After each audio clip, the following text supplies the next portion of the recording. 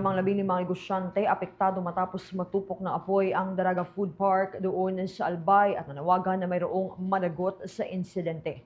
Mareport dyan ang Bombo Radyo Ligaspi. Natupok ng apoy ang nasa 15 na mga food stalls sa Daraga Food Park sa bayan ng Daraga Albay. Ayon sa isa sa mga apektadong negosyante na si Glenda Nuida Loterinia sa panayam ng Bombo Radyo Ligaspi na nagsimula ang apoy sa isa sa mga stall sa bukana ng naturang food park. Kwento nito na nagkaroon umano ng pagsingaw sa liquefied petroleum gas sa naturang stall, subalit ikinadismaya nito na imbis na aksyonan ay iniwan umano ito ng may-ari, bagay na kinukumpirma pa ng mga otoridad.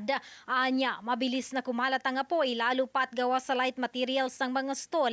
Nabatid rin na ang mga natrap sa loob ay dumaan sa likurang bahagi ng lugar kung saan umakyat ang mga ito sa bubong ng mga kabahayan upang makaligtas. Samantala, sinabi ni Loterinia na porsigido sila na magsampa ng reklamo dahil kailangan umanong managot ang may kapabayaan sa insidente, lalo pa at nais nila nga maibalik ang nawalang puhunan sa mga negosyante. Pinaplano namin talaga.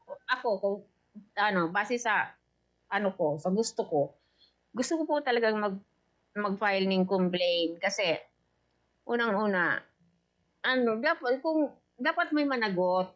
Kung sino man yon, dapat may managot po talaga. Kasi saka isang inahabol naman, at least yung may makabalik man kahit papano dun sa puhunan namin na Yan ang ulat mula rito sa himpilan ng Bombo Radio Ligaspi. Ito si Bombo Romela Sakayan Wandasan, and this is Bombo Radio Philippines, the #1 and most trusted source of news and information. Basta Radio, Bombo.